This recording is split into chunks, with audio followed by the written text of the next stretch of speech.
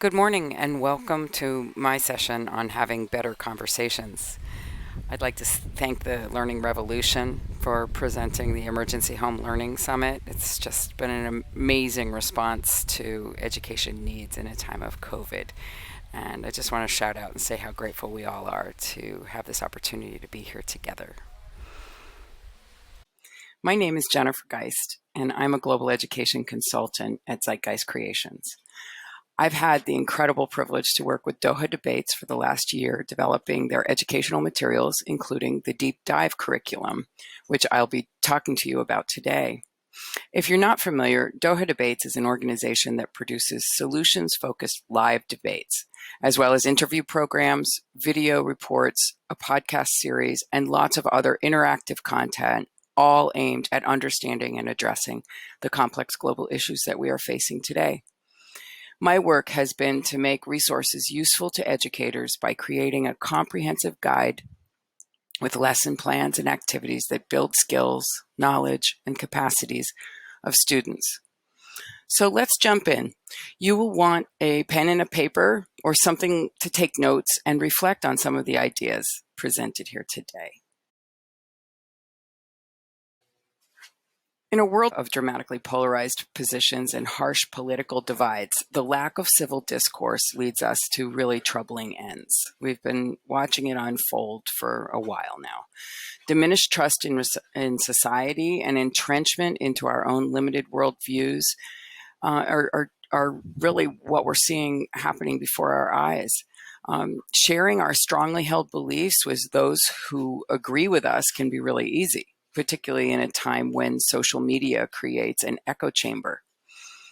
But if we are to collectively identify solutions to the world's most complex issues, we must be willing to bridge differences and engage with ideas that we may not agree with. So let's begin with a fundamental question that Doha Debates addresses in their work. How do we create space emotionally and intellectually to listen to other points of view, bridge differences, build consensus, and identify solutions? So let's ponder this for a minute. Take a minute to write down your thoughts, what goes through your mind. While you're thinking about this, what do you do? What are some of the things that you do in your workplace and personal life to create this kind of space? We all have practices that we use in our own environments. And that's actually a key point. There's really no one way to do anything, but rather many ways, and the context really matters. So take a minute to write down your ideas. What practices have you cultivated in order to improve relationships in your classroom? Doha Debates has created a new kind of debate called the Mejlis style, where consensus building is the goal, finding common ground and building on it. This is very difficult to do when we are in a state of extreme polarization, but it is possible. And by building our skills and cultivating the mindset, we can find a way to work together across differences. The Mejlis is literally, it means in Arabic, a place where people come together to discuss community matters. It can also refer to the living room or salon in one's home.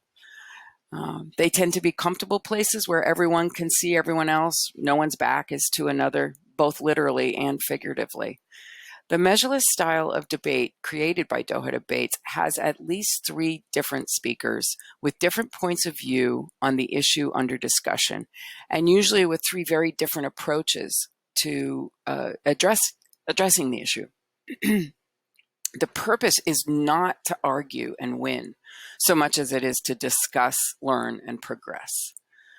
So we can say in the simplest of terms that the space that Doha Debates creates is the Mejlis, and ideally it will have these qualities of safety, diversity, belonging, and inclusion. So go through your own notes and circle any similar words. The style of debate known as Oxford style debate there is a place for it in the world. It's the debate style where people take a position and they represent that position. there is a place for it, and it does develop wonderful skills in argumentation and logic. But this debate is different. It's not a war of words. It is a set of skills and mindsets that support productive conversations and help us deal effectively with local problems as well as global issues. Doha Debates chooses topics that are complex in nature, not just complicated, but they are social issues which are hard to define. Their solutions are not clear. There's really no single solution. And in fact, the problem can never really be completely solved because of the complexity. These issues are part of a complex system with many stakeholders. Look at the list on the screen: global refugee crisis, globalization, genetics, water scarcity. Yikes. The key to addressing them is that a diversity of stakeholders must be heard. A variety of worldviews must be considered in order to design solutions that will have a positive impact on multiple aspects of the problem without causing greater distress to other aspects of the problem. In systems thinking, these are often referred to as wicked problems, and the deep dive curriculum that we'll be talking about today really guides teachers to explore wicked problems through systems thinking activities. Now remember, diversity of worldviews and perspectives on the problem are not included in this process because it is fair or nice. They're included because it is required. Because if we are to have any hope of developing an effective solution to any of these issues, that breadth of perspective is absolutely mandatory. So take a minute to look at the issues here and think, what issues do you address in your classes that qualify as wicked problems? And make a note of those. The curriculum materials that we have developed have three main concepts to guide. The first is the measureless style of debate, which provides an environment for discussing complex problems because it invites a variety of perspectives. The second is that systems thinking is a critical practice when approaching complex problems, and it helps us to unpack complexity and identify diverse stakeholders. And the third is that we need specific skills in order to have productive dialogue, especially when there are polarized points of view. What are the skills and mindsets that elevate conversation and make it productive?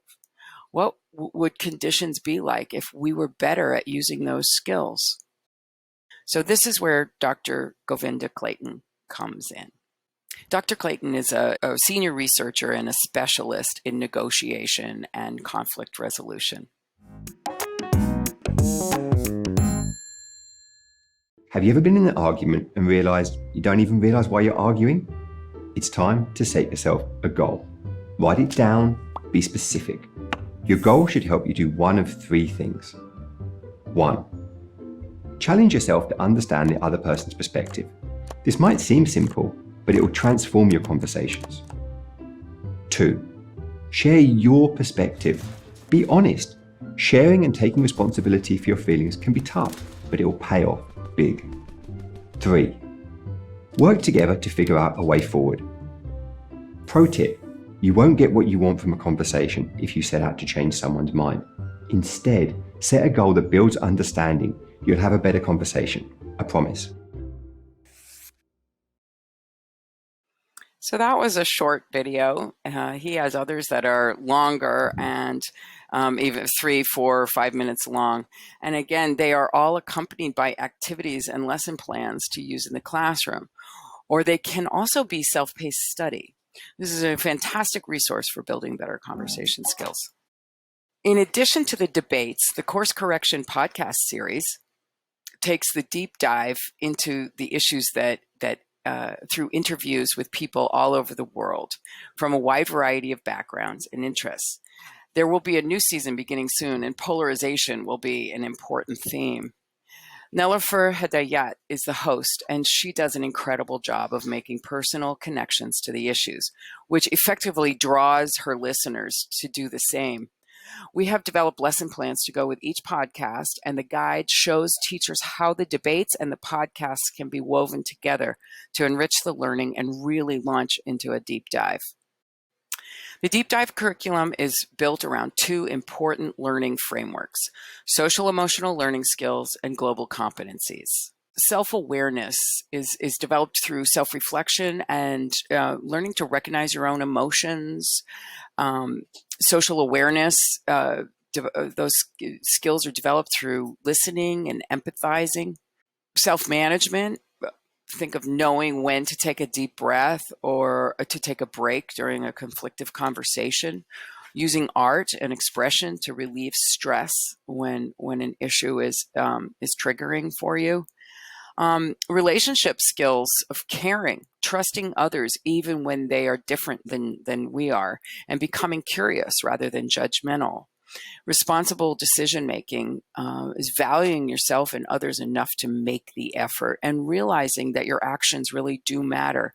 Among many other things, these are ways in which the Better Conversations curriculum really helps to build social emotional skills so that students can actually engage in these conversations.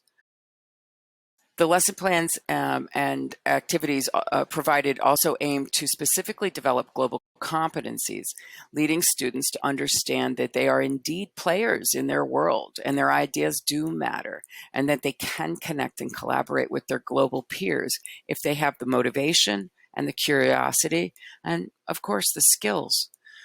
So we have specific activities to build systems thinking skills and knowledge, understanding of how that process works, investigating the world and doing research around the issues with an open mind, taking the perspectives of others and communicating clearly your own ideas, as well as understanding the ideas of others.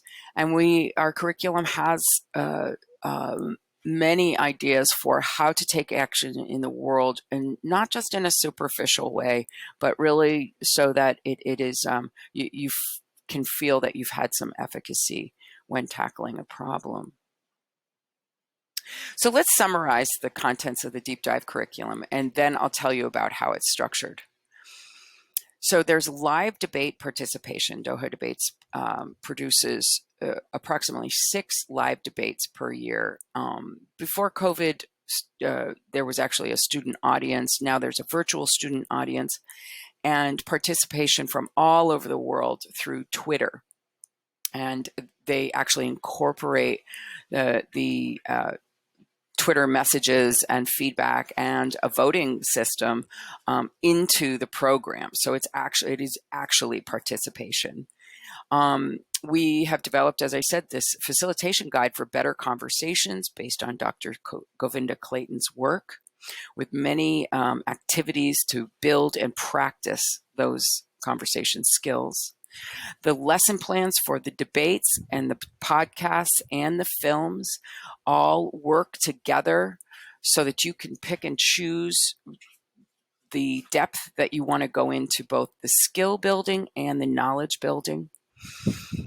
And we actually have over 60 activities in the deep dive curriculum that we have created in a structured process so that teachers can make choices depending on their learning goals and other parameters such as time and topics. You may recognize echoes of project-based learning in our PERA process: prepare, engage, reflect, and act. Sort of prepare so that to get your students all on the same page, so that they're moving forward with similar skill sets. And an understanding of the issue at hand.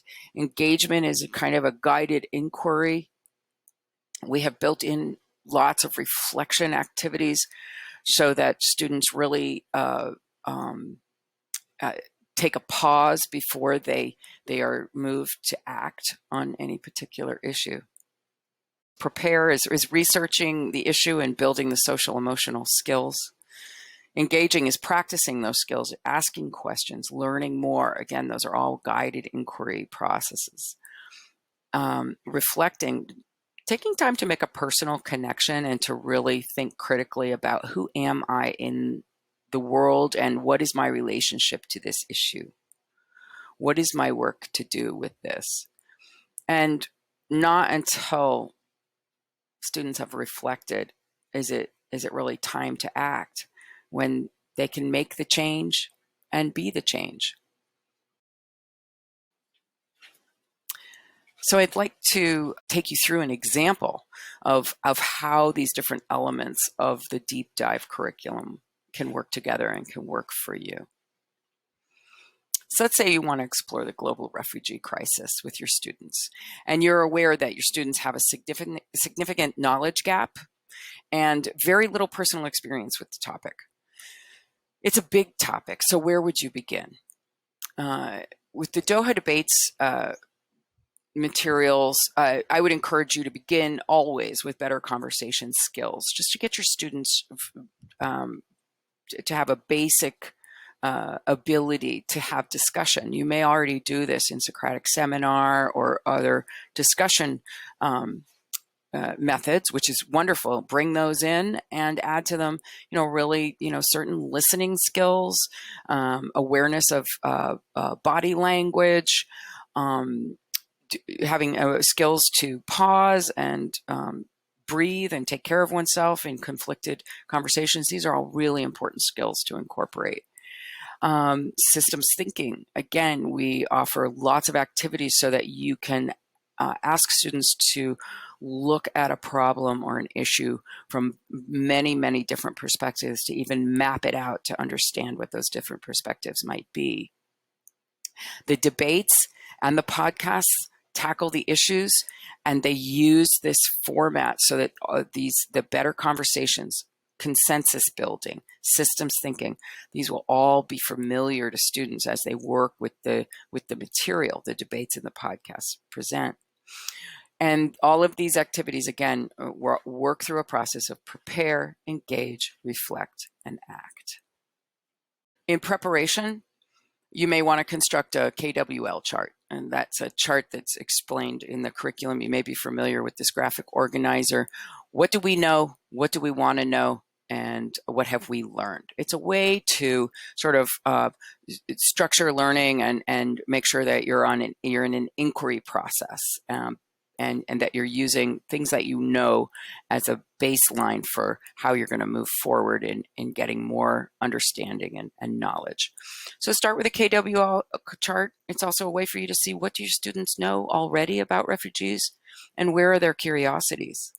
The storytelling video from Better Conversations, another short one from Govinda, helps students to understand that everyone has their story and their perspective, and that when you're listening to others, you want to be mindful that it is their story, it's their version, it's valid. And then listen to one of the podcasts. Nell does an amazing podcast. She herself is a refugee, so My Refugee Story is her story, and how it unfolds as she talks to her mother about how their family came to be refugees.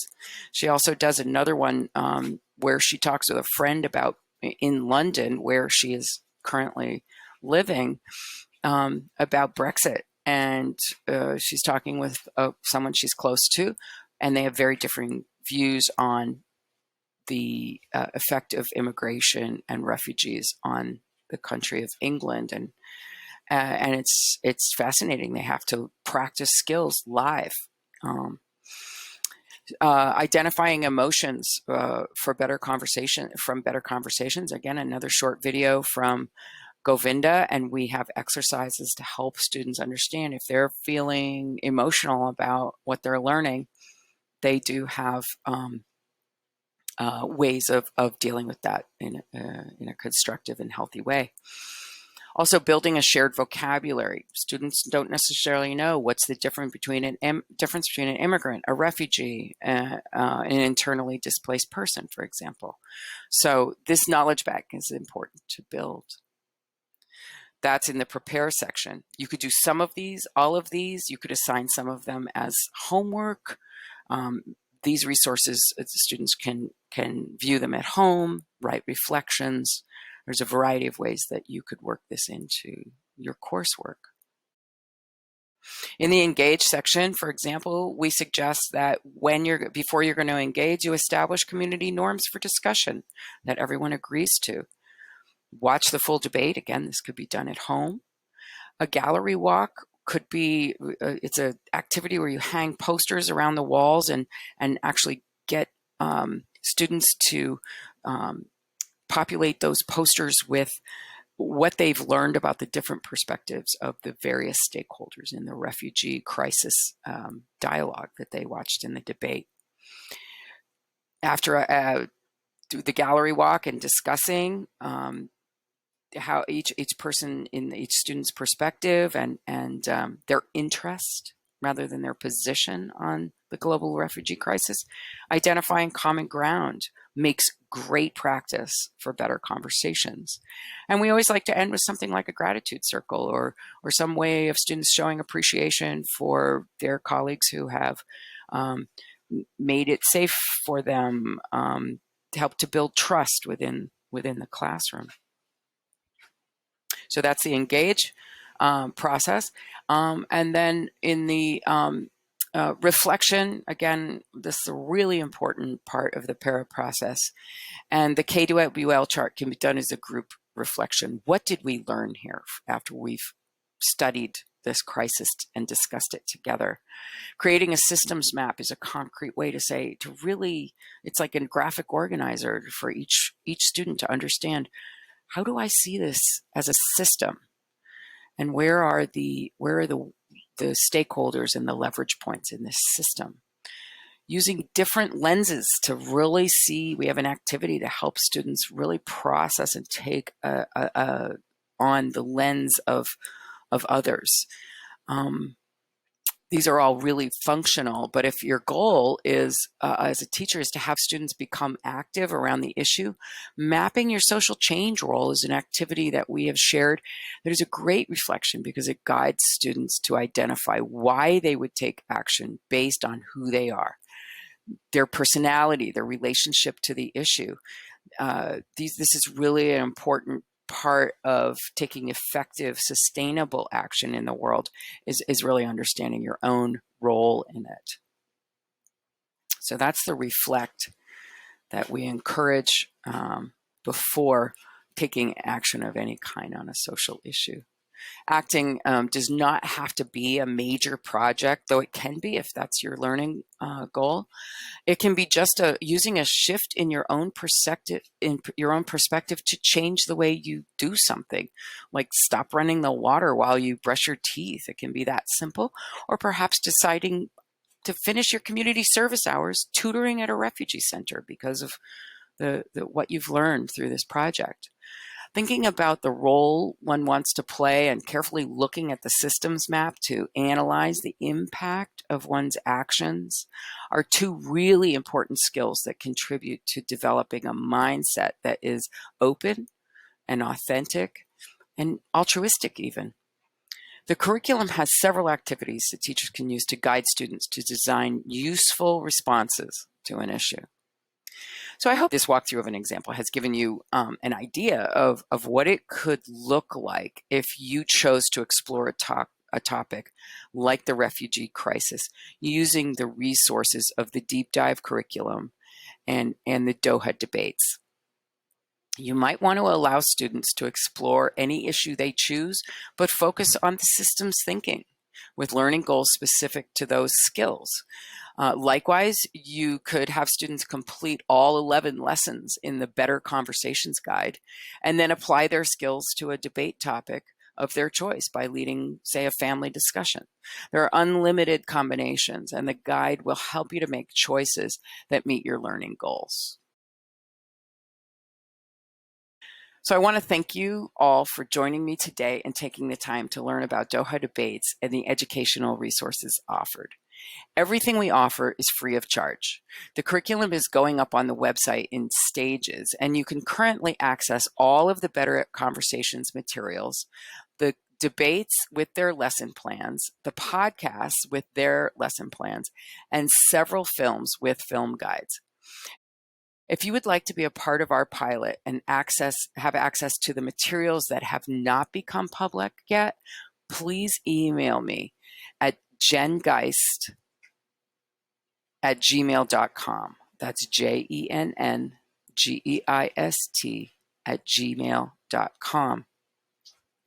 And I'll respond to you individually, and we can develop a working relationship as you participate in piloting some of these newer materials that we've developed. Again, I want to thank you very much for joining me in this session on tackling polarization and developing better conversation skills. We don't need to settle for a divided world, and education has a huge role to play in how we move forward. Thank you again.